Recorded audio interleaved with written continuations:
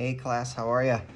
All right, today's lesson is going to be a lot of reviews, so it's so important that you watch the whole video and do all the problems. I know it's going to seem like a lot of problems, but some of them won't take you that long. But it's a good review of a lot of stuff that we've covered throughout the year so far, okay? All right, so the prime factors of 100. Well, I'm going to put another 100 here for you, because if I said 10 times 10, or I could say 50 times 2. It doesn't matter how you start. You're going to end up with the same numbers. So 10's not prime because I can break that down. 5 times 2 and 5 times 2. Prime, prime, prime, and prime. If I did 50 times 25 times 2, 2's prime, and then 5 times 5, right? And then if I had to write this in the expanded form, this would be 2 times 2 times 5 times 5. And the exponential form is 2 to the second power, 5 to the second power. Okay? So, what are complementary angles? Complementary angles are angles that add up to 90 degrees. Okay? So if I had something like this, and this angle, okay, is 50 degrees. Well, then if let's say I just put in a 90, this one would be 40 degrees, and that would be complementary. And don't get it confused with adjacent angles. Adjacent angles, they have to be intersecting lines, and then those would add up to 180. So if this was, let's say 120, then this would have to be 60 because the lines are intersecting. I know these are next to, but these are complementary. They're not intersecting. So I could give you something like this. Okay. And let's say this is 50. And I could give you something like this and say this one's 40. Okay. And let's say, and then I had this one.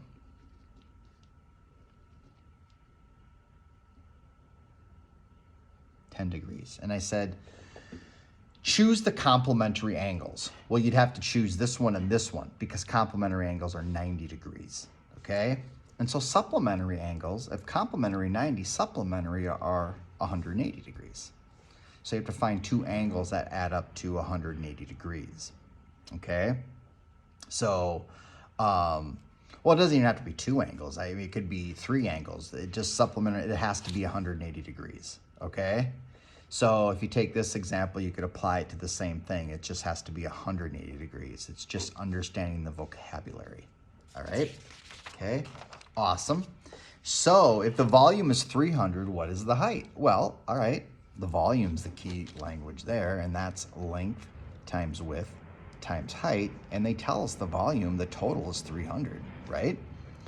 So the length is right here. The length is 6, and the width is 10. So and they want to know the height. So we don't know the height. The height's the question mark. So 6 times 10 is 60, right? Times h, our height, equals 300, right? So I know you guys would say 60 times what gives you 300, but to really be savvy, you won't remember, we want to get h alone. So what we're going to do is we're just going to divide by 60 and cross that out. And whatever we do to one side, we do to the other. And what is that? That's an improper fraction. And what do we always do to improper fractions? That's right, we divide. So thank you. So 60 goes into 300 5 times. So the height has to be 5. Okay? All right. We have a trapezoid here. We're going to find the area to the trapezoid, and we know it's base 1 plus base 2 divided by 2 times height, right? Now, this is an interesting trapezoid. We haven't seen one like this. So we know this whole thing is 20, right? So that's one of our bases. And this base, we don't have a number up there, but they tell us that this is 3. So then this piece has to be 17 because 3 and 17 give you the 20. So this is 17. Okay. So 20 plus 17 divided by 2 times the height, which is 6. 20 plus 17 is, I'm going to write it right here, 37 over 2 times 6. And what type of fraction? It's right, it's improper. And we always divide improper. How many times does 2 go into 3? Once. How many times does 2 go into 17? 8 times. So it's 18 and a half. So now you have 18 and a half times 2, which would be 18.5 times 6, right? So I'm going to do it up here. 5 times 6 is 30, carry the 3. 8 times 6 is 48, plus 3 is 51. 6 times 1 is 6, plus 5 is 11. Swing out the decimal 1, swing it back in. So it's 111. Okay? Awesome. Order of operations. We do what's in the parentheses first, right? So 16 divided by 8 is 2. Okay? And then we do what's in the parentheses here. 3 times 3 is 9. 9 divided by 3 is 3. All right, now we do exponents. Do we have any? Nope. And now we do multiplication and division. And so we work it from left to right. 2 times 3 is 6. And then we still have multiplication. 6 times 3 is 18. And now we do addition, subtraction, and 18 minus 2 is 16. Okay? Put these fractions in order from smallest to greatest. Okay. So there's a couple ways you can do this. I'm a fan of flipping these into decimals. And the way you do that is you put the numerator in the box like this, okay? And then figure that out. Or what you could do is you could find a common denominator for all of these and then do it that way, okay? This might be hard to do it that way. This would be the easier way to flip these into decimals. So I'm just gonna show you how to do 1. So if I put 4 in the box, 7 out here, 7 goes into 4 0 times. And remember, you can always add a decimal to the back of a number, okay? You can add a 0, bring it down. 7 goes into 40, 5 times. And then that's 35. And then we always want 2 numbers at least after the decimal. You can add a 0 to bring it down. 7 goes into 50, 7 times. So we know 4 sevenths is 57%. And so then you would do the same with the other ones, and that's how you'd put them in order. What is the perimeter? You have to know what perimeter is, and perimeter is addition for everything on the outside. So it's 10 plus 6 plus 8. Which is 24. The 7 means nothing because it's on the inside, okay? All right.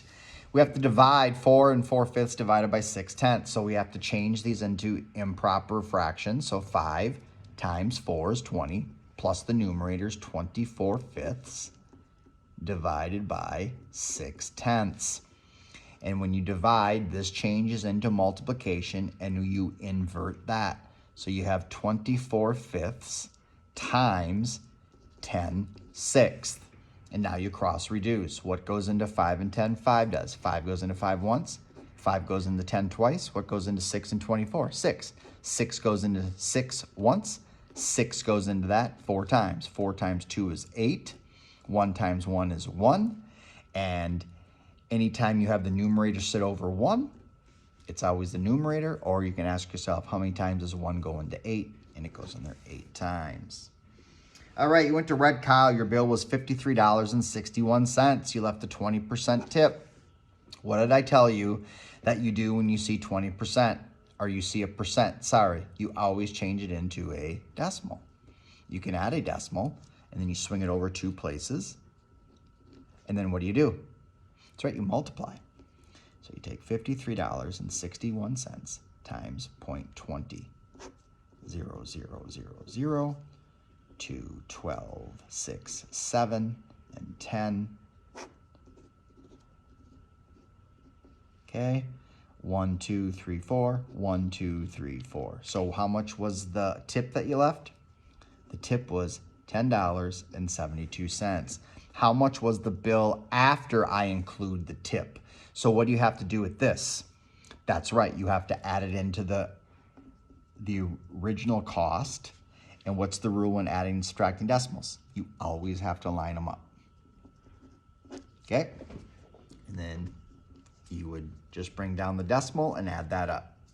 All right, 4 6 times 3 12s. Well, cross reduce, just like you did up here. You do it down here, okay?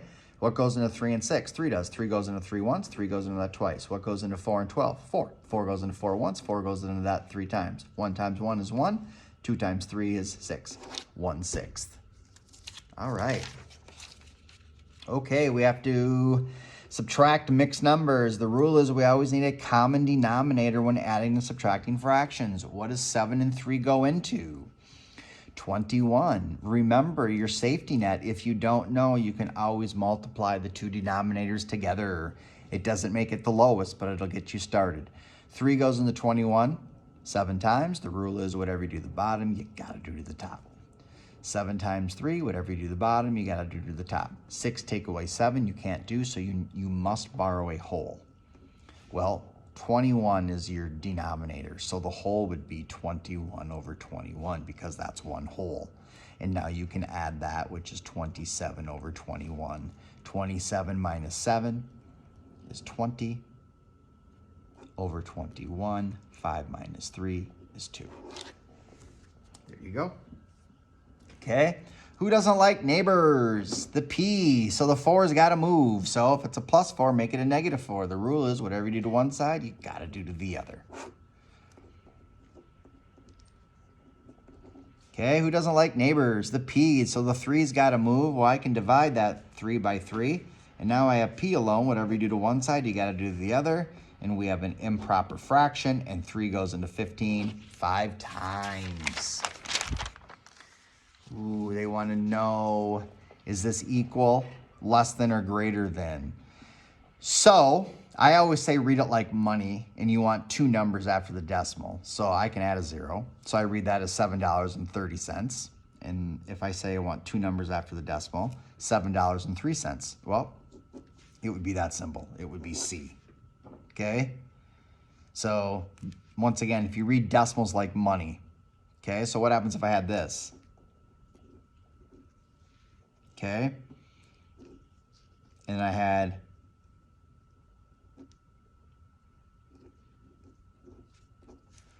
which one's bigger? Well, at first glance they look the same, but this one has 1, 2, 3, 4 numbers. This one has 1, 2, 3. You can always keep adding zeros like that, and you can see that this one is bigger, barely.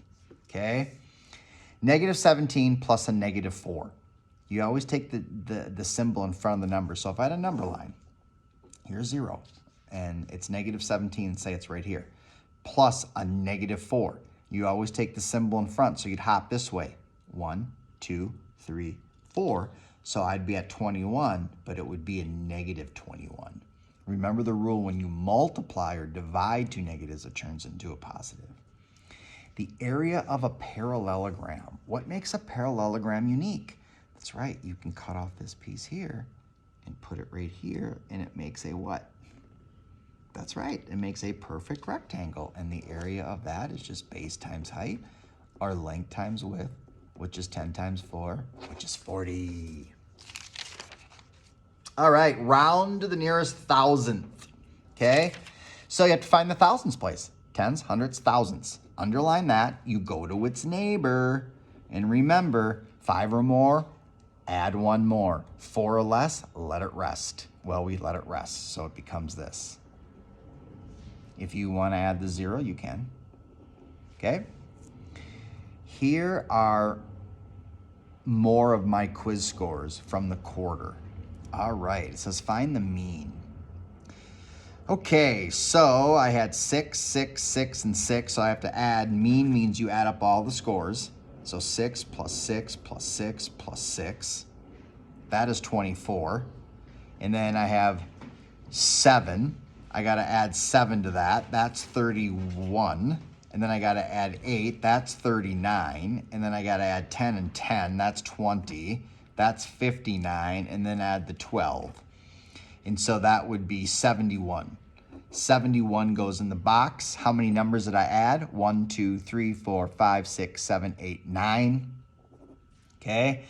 How many times does 9 go into 7? 0 times. How many times does 9 go into 71? Well, 9 times 8 is 72, so it's 7, 63, 8, it's 7, and 8 ninths was my average score.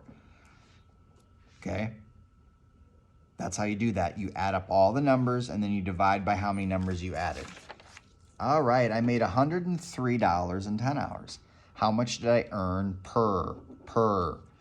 Per means 1. Anytime they want you to find something per 1, you divide. So you take 103 divided by 10. 10 goes into 1, 0 times. 10 goes into 10, once. Okay? And 10 goes into 3.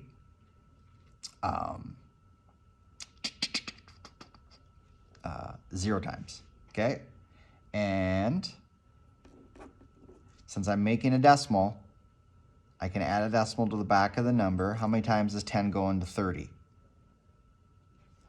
3 times. So, remember I said you always want 2 numbers after? So you made $10.30 an hour. Okay? Per is the key. It means 1. Whenever they want you to find 1, divide. All right. 8 tenths are 792 thousandths divided by 8 tenths. Well, you got to move the decimal on the outside to the end. It took me 1 time, so I have to move this one 1 time. How many times does 8 go into 7? 0 times. How many times does 8 go into 79? It goes in there 9 times. That would be 72. And how many times does 8 go into 72? 9 times. Look at that. All right, Spelling Bee contestants. List the contestants in order from oldest to youngest. Oh, wow. Okay. Well, you can see everyone is at least 8 years old, right? So you have to change this into a decimal, this into a decimal, this into a decimal, and this into a decimal. Well, you know you put the numerator in the box, and I already know that this is 8.6, okay? 1/3, that's a user-friendly 1/3. I know that 4/5 is 4 goes into 80, or 5 goes into 40 8 times, so this is 8.80. And then 4/7, I don't know that one off the top of my head.